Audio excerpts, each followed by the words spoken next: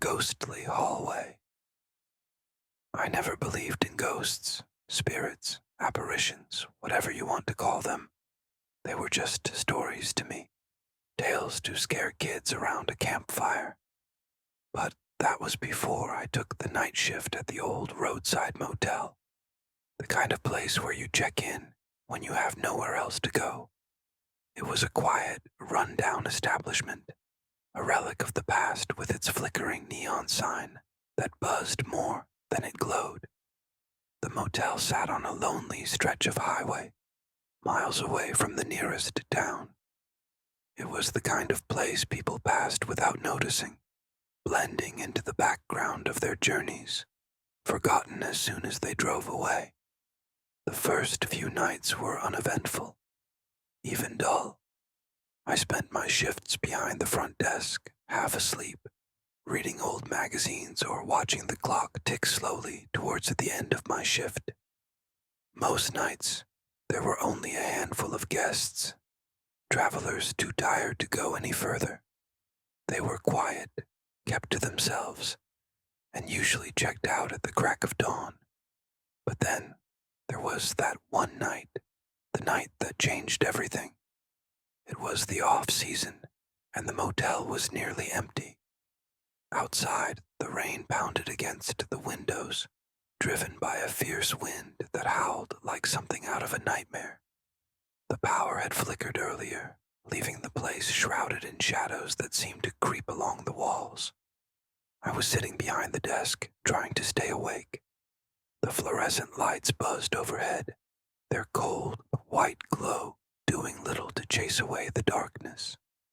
The clock on the wall ticked loudly, each second dragging on as if time itself had slowed.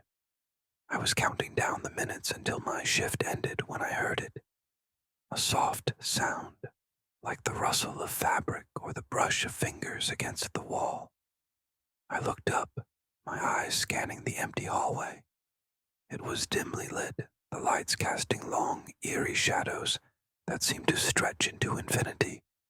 I couldn't see anyone, and for a moment I wondered if I had imagined it. I dismissed the sound as nothing more than the wind playing tricks on me. After all, in a place like this, your mind could easily start to wander. But then I heard it again, clearer this time. It was the unmistakable sound of footsteps, slow and deliberate, coming from the far end of the hallway. My heart began to race, pounding so hard in my chest that I could hear it over the ticking clock.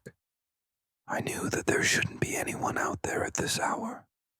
The few guests we had were all accounted for, their rooms locked and dark. I stood up, every instinct telling me to stay put, to ignore it and wait for morning. But curiosity, or maybe something else, pushed me to investigate. I stepped out from behind the desk, my feet heavy as if they were dragging through thick mud. The air felt colder as I approached the hallway, the temperature dropping so suddenly that I could see my breath in the dim light. The hallway stretched out before me, empty and silent. The old carpet muffled my footsteps as I moved forward, each step echoing in the stillness. I kept telling myself it was nothing, maybe a guest who had gotten up for a midnight snack or a bathroom break. But deep down, I knew better. There was something wrong, something unnatural about the silence. And then, I saw it. At the far end of the hallway, just where the light faded into darkness, a figure stood. My breath caught in my throat, and I stopped dead in my tracks.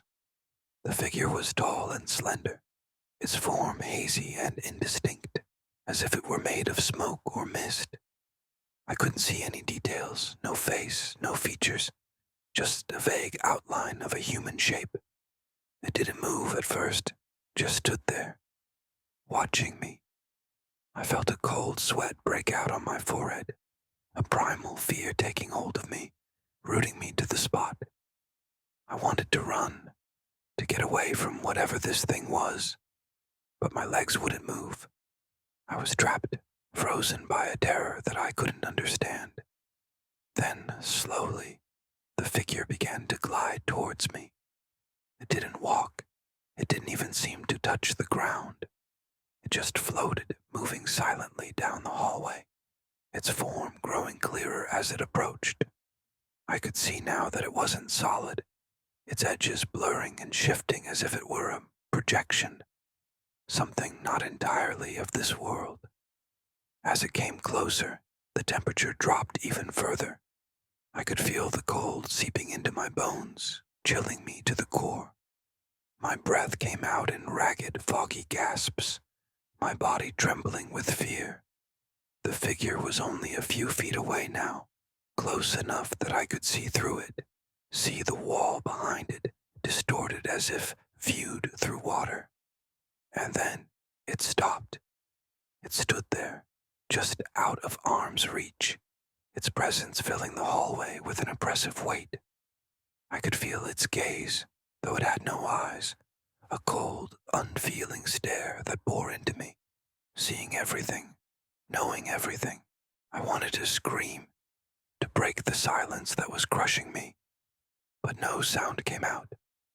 I was paralyzed, unable to do anything but stare back at the figure, waiting for whatever would happen next. But nothing did. The figure remained still for a moment longer, its form flickering like a dying flame before it began to fade.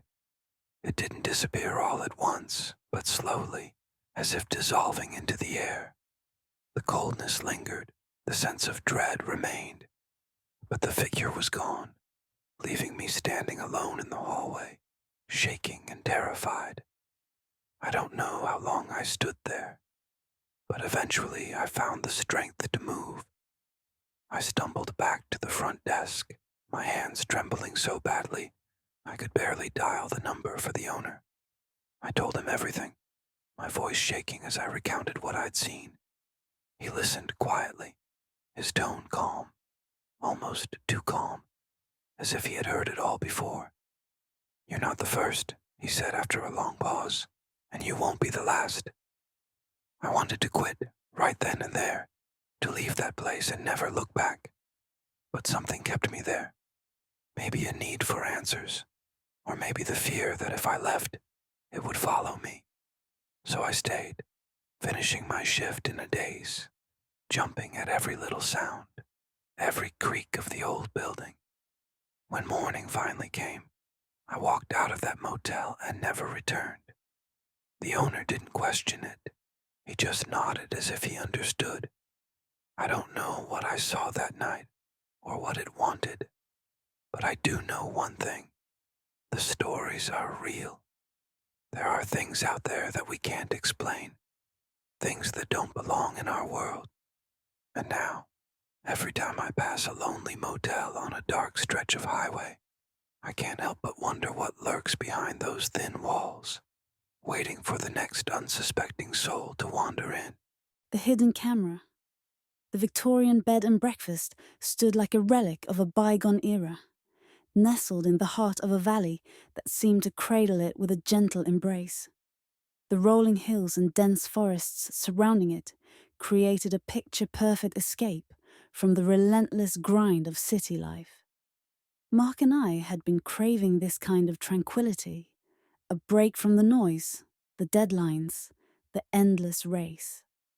This weekend was supposed to be about us, about rediscovering each other in a place where the world couldn't touch us.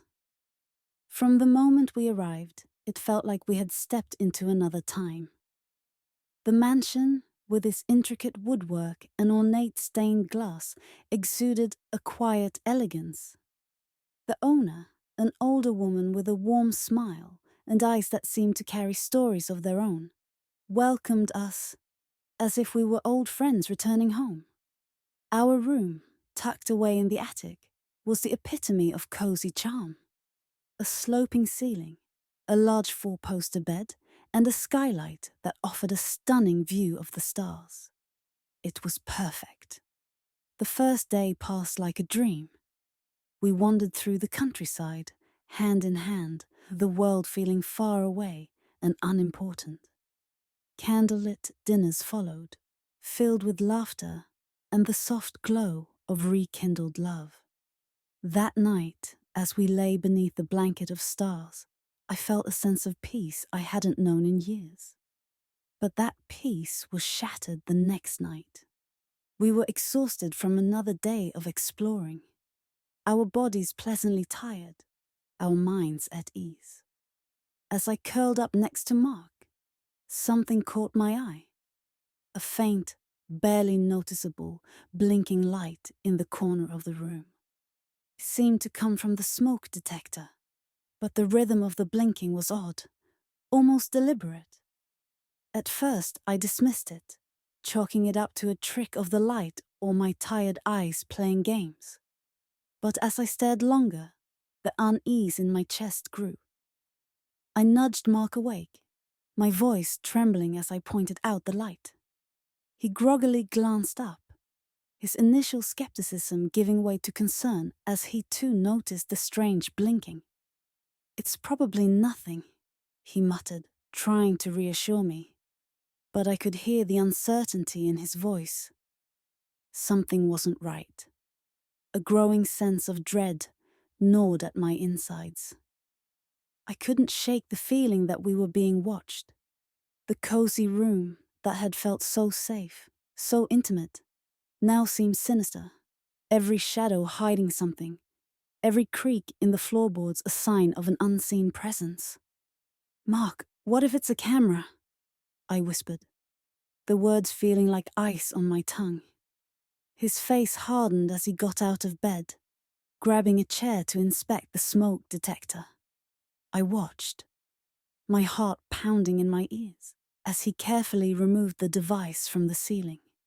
There, hidden behind the plastic casing, was a tiny camera lens, barely the size of a pinhead, but unmistakable. My breath caught in my throat, and for a moment, the world seemed to tilt. The room spun around me as the horrifying reality sunk in. Someone had been watching us, recording us. The thought was suffocating, a violation so profound that I could barely process it. Mark's hands shook as he pulled out the small memory card, his face a mask of fury and disbelief. We hurriedly plugged it into our laptop, both of us bracing for what we were about to see. And there it was. Hours upon hours of footage. Not just of us, but of other couples, families, people who had come here seeking the same peace we had, only to have their privacy shattered by this monstrous intrusion. We watched in horrified silence as the video clips played, each one a window into someone else's life, their most private moments exposed. My skin crawled, and I felt a nausea rising in my throat. How could someone do this? How long had it been going on? Who was behind it? As we deleted the footage, the weight of our discovery pressed down on us like a suffocating fog. The bed and breakfast that had seemed like a sanctuary was now a nightmare, its walls closing in on us, every creak and shadow a reminder of the violation we'd suffered. We packed in a frenzy, our hands trembling, our breaths quick and shallow. Every second spent in that room was unbearable, the air thick with a sense of unseen eyes still watching us. We didn't speak as we loaded our bags into the car, our minds too overwhelmed with fear and anger. Driving away from the bed and breakfast, the beautiful valley that had once seemed so welcoming now felt ominous, as if the hills themselves were hiding dark secrets. My heart ached with the loss of the peace we had so briefly tasted, now replaced with a raw, jagged wound of betrayal. We never looked back. We didn't report it, didn't contact the owner. In that moment, all we wanted was to escape, to put as much distance as possible between us and that house of horrors. But the experience clung to us, like a shadow that wouldn't leave, a constant reminder that no place, no matter how beautiful, is ever truly safe. Months have passed, and yet I still find myself checking smoke detectors, scanning rooms for hidden lenses, the paranoia gnawing at me like a persistent itch. We may have left that bed and breakfast behind, but the violation we endured there followed us, a haunting echo of a weekend that was supposed to be about love, but ended in terror. And now, every time I close my eyes, I see that tiny blinking light, a reminder that in the quietest, most intimate corners of our lives, there may always be someone watching. The haunted room. I never believed in ghosts, or at least I never wanted to. My work as a travel writer had taken me to countless hotels, each with its own quirky charm, and occasionally its own haunted legends. I'd always brushed them off as marketing gimmicks, stories spun to attract thrill seekers. But that all changed one cold autumn night when I checked into the Grand Regent Hotel, an old relic of a place that had seen better days. The moment I stepped into the hotel's lobby, I felt it. A strange, heavy air hung about the place, thick with something I couldn't quite place. The ornate chandeliers flickered with a dim yellowish light, casting long, distorted shadows that seemed to twist and curl along the walls. The staff at the front desk barely acknowledged me, their faces gaunt, eyes downcast. It was as if the life had been drained from the very walls of the hotel. I was given a key to room 418, tucked away at the end of a narrow, winding corridor. The journey to the room felt interminable.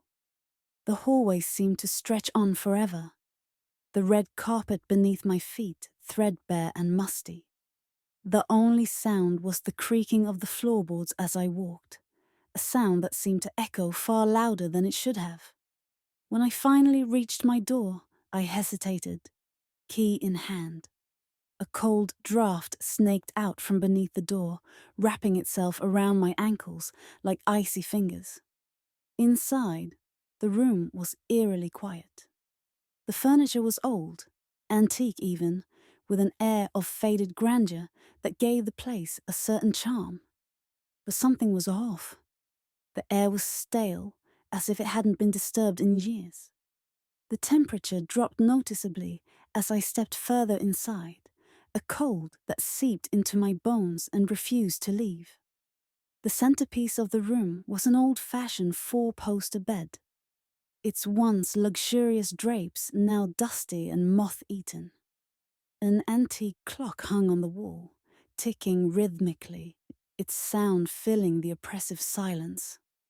I unpacked my bag in a daze, trying to shake off the unease that clung to me like a second skin. I told myself it was just an old building, that all these feelings were just the effects of a long journey and an overactive imagination. But deep down, I knew something was wrong. As the night drew on, the room grew colder. I pulled the blankets around me, but they did nothing to stave off the chill. The clock, which had been my only companion, suddenly stopped. The silence that followed almost suffocating. That's when the noises started. At first, it was just a faint scratching sound like nails dragging across wood. I tried to ignore it, burying my head under the covers, but it persisted, growing louder, more insistent. Then came the rustling of the heavy curtains, even though the windows were firmly shut. I forced myself to get up, checking the windows, the closet, the bathroom. Anything to find a rational explanation. But there was nothing. The room was empty, and yet it felt crowded, as if I wasn't alone. The scratching from the closet grew louder, now accompanied by distinct thuds, like something or someone was trying to get out. My heart pounded in my chest, fear clawing at my throat as I approached the closet door. My hand trembled as I reached for the handle, every instinct screaming at me to stop, to run, to leave the room, and never look back. But I had to know. I had to see what was making those sounds. I flung open the door, expecting to find, I don't know what, but it was empty, completely empty, except for a single, dusty coat hanger that swayed back and forth, as if it had just been disturbed. I stood there frozen, staring at that coat hanger, trying to make sense of it. That's when I saw it, in the mirror on the wall beside me. A fleeting image, something dark and indistinct, standing just behind me. I spun around, my breath catching in my throat, but there was nothing there. The room was empty, yet I could feel something. A presence, watching me, lurking just out of sight. The fear was overwhelming, a primal terror that I couldn't rationalize away. I backed away slowly, never taking my eyes off the mirror, my heart racing as the air around me seemed to thicken, growing colder and more oppressive with every passing second. Then suddenly, the mirror cracked. A spiderweb of fractures spread across its surface, distorting the reflection of the room into something grotesque and twisted. I couldn't take it anymore. I bolted from the room, slamming the door behind me, the sound echoing through the empty hallway as I fled towards the lobby. I found the night clerk at the front desk, his eyes wide with a fear that mirrored my own. He didn't need to ask what was wrong. The look on his face told me everything I needed to know. This wasn't the first time someone had run from that room in terror. "Room 418?" he asked quietly, his voice barely more than a whisper. I nodded, unable to speak. He sighed, as if the weight of the hotel's dark history was pressing down on him. "People don't stay in that room for long," he said, his voice filled with a resigned sadness.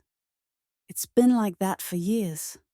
Some say it's haunted, that something terrible happened there a long time ago, but no one really knows for sure." I didn't need to hear any more.